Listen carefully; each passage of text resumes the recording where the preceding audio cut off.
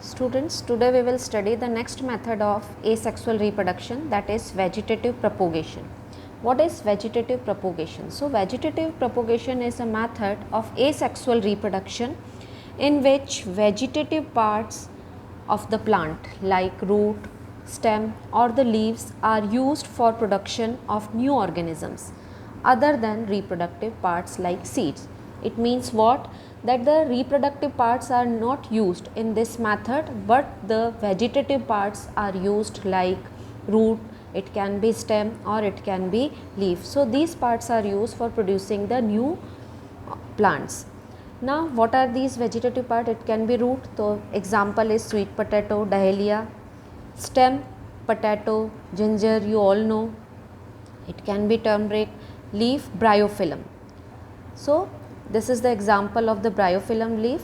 Now if you will cut any part of the leaf from its corner and you will grow it in the soil, then what you will see? You will see that new plant will develop because there buds are present and which give rise to the new organism. So for leaf the example is bryophyllum.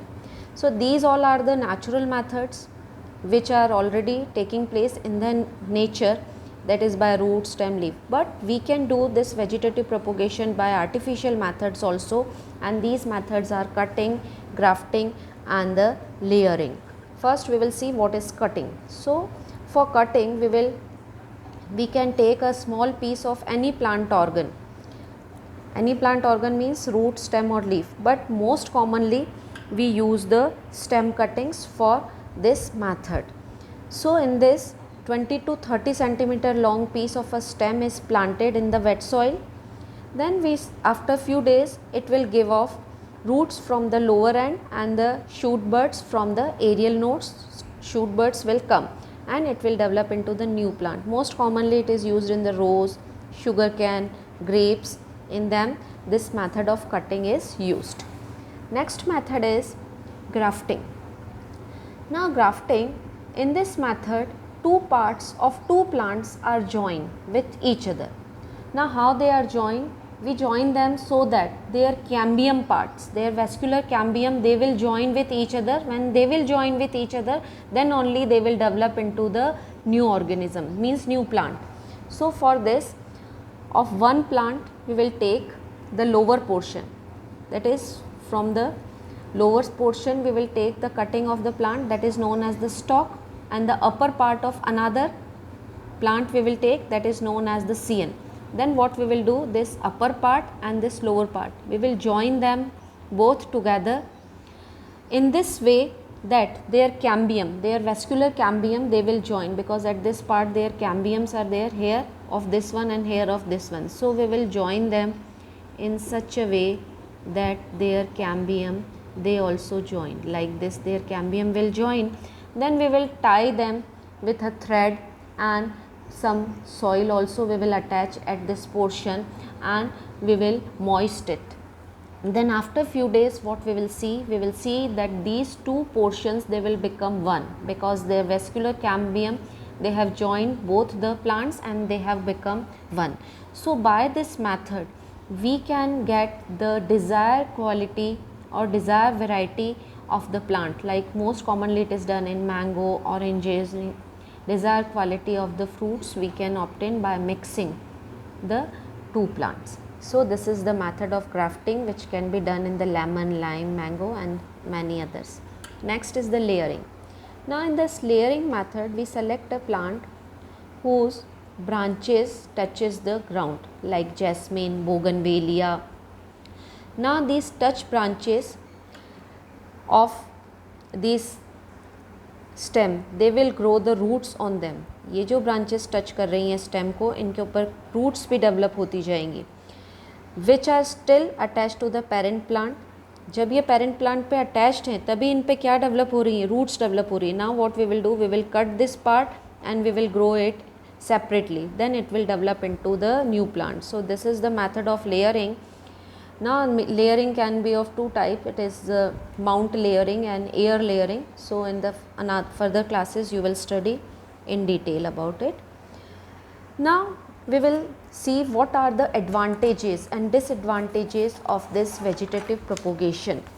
So the first advantage of vegetative propagation is that it is easy propagation of seedless plant, means ऐसे plants जिनमें seeds नहीं है तो वो कैसे grow करेंगे. So seedless plants, they can be grow by the method of vegetative propagations like banana or some other plants which do not have, most of the non flowering plants which do not have the seed, तो उनके अंदर नए plants कैसे बनेंगे. So they will opt this method. Then it propagates plant in a fast way, very fast way we can propagate the plants. It help in producing identical quality as the parents, because in this only the single type of the plant is involved, so no mixing takes place, so the same quality maintained. Then desirable characters of fruit can be maintained, like I told you in the grafting that the desired quality of the fruits which we want, we can obtain that. Now what are the disadvantage? So they do not produce new varieties because same type of the plants are there, and it leads to overcrowding around the parent plant because so many plants are developed at a time, so it leads to the overcrowding. Now the last method is the tissue culture. This is the last method, tissue culture. So how can we develop by it? So in this method what we do, we remove the tissue or a mass of cell from the growing tips of the plant. Growing tips, you know, the meristematic region of a plant is present at the root tip or at the stem tip. So वहाँ से हम क्या निकाल लेंगे, बिल्कुल small mass of the tissue we will take out. Then we will keep it in a artificial medium. अब हम इसको artificially lab के अंदर एक medium में रखते हैं. That medium is agar. ये chemical का mixture होता है. So that medium is agar. Now when we will keep it in this artificial medium, that is agar, it form a callus. Callus means small group of cell. Now it will grow and it will develop a group of cell. That mass of cell is known as the callus.